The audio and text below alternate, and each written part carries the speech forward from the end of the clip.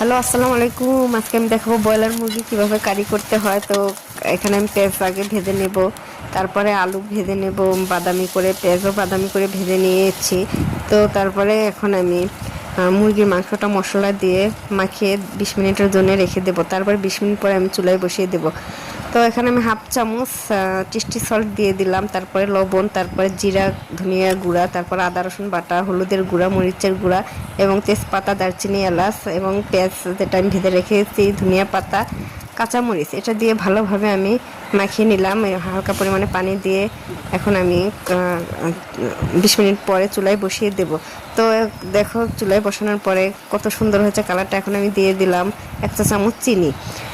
তো তারপরে ঢেকে দিলাম। তো আমার চিকেন কারি হয়ে গেছে। কতটা সুন্দর হয়েছে আর ফ্লেভারটা এত সুন্দর। অবশ্যই তোমরা ট্রাই করবে আর অবশ্যই ট্রাই করবে, খাবে বাড়িতে।